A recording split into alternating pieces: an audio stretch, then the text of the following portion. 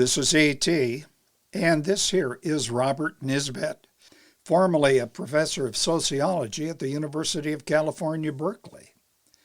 Nisbet envisioned a resurgence of authority to those who actually dictated things during the better days in the USA.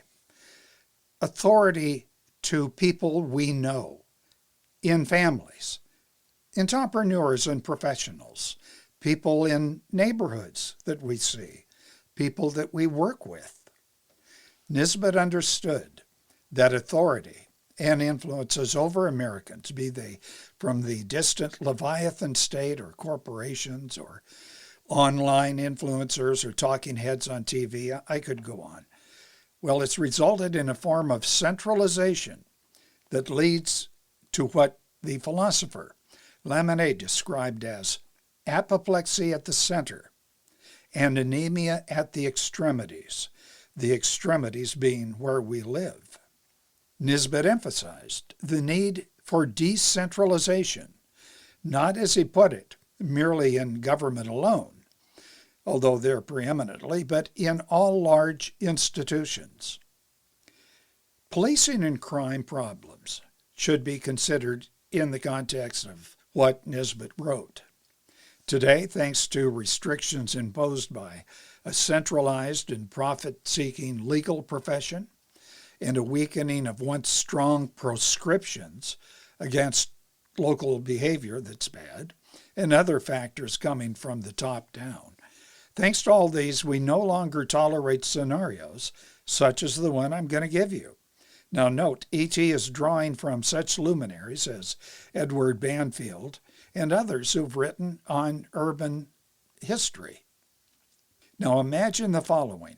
It's not atypical in, say, a turn-of-the-century ethnically divided urban community.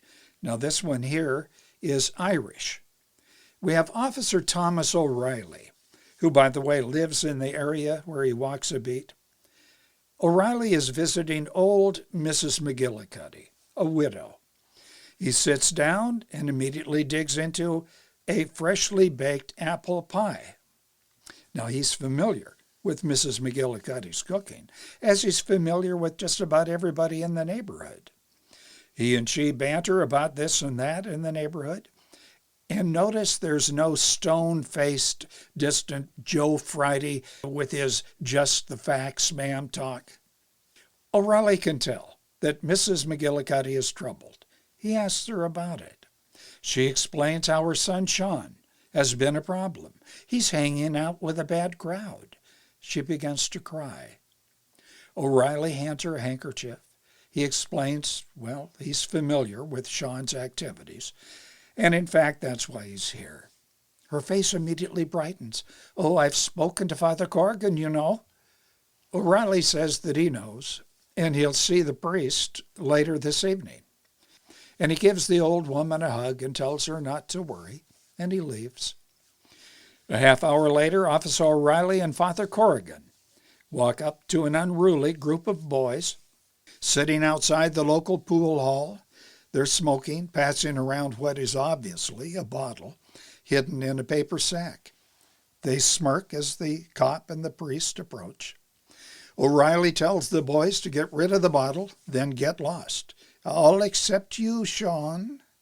As the boys run off, Father Corrigan yells, I'll expect you boys for Mass tomorrow early. One of the boys starts to yell an obscenity, but he's elbowed by another boy to shut up. The church's authority still reigns strong among members of this community, even the bad boys. Now, just the three of them. The policeman grabs Sean by the shirt. He hauls him into an alley. He proceeds to slap Sean's face and apply a few not too light punches to his midsection, all the while yelling at Sean about the misery that he's caused for his loving, God-fearing mother. Sean, face red, nose bloody, curses. And he yells to the priest, Hey, Father, you going to let him beat me up? Or are you two some angels sent by God or something? His tone is very sarcastic.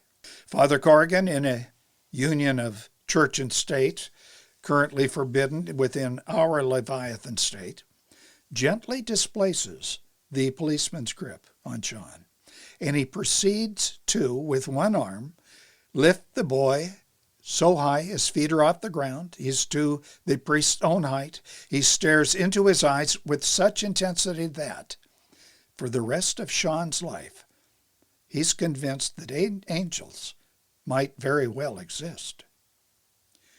Now let's jump ahead a few years. It's the same neighborhood, but a new cop is walking the beat, and he's visiting the McLaughlin family, whose son Barry has been hanging out with a troublesome crowd. The policeman knocks on the door that's opened by a smiling Mrs. McLaughlin, who bids him welcome, and she offers him a slice of fresh apple pie. Officer Sean McGillicuddy enters the home.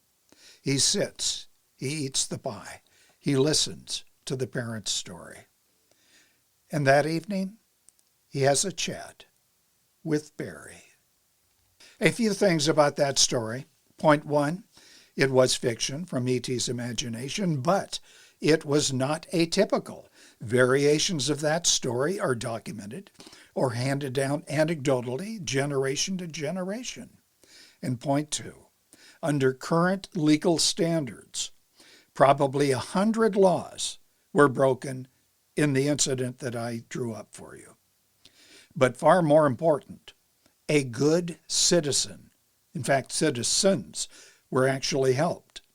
It worked to benefit a mother and son, a neighborhood, and by extension, the whole of the USA.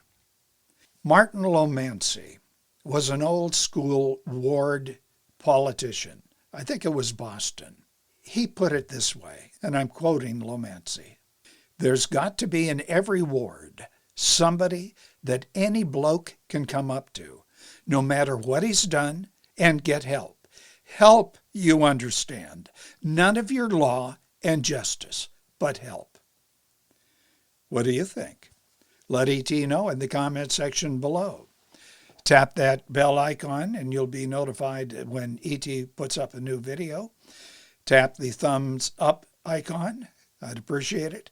And also, I'd appreciate if you share these videos. Thank you.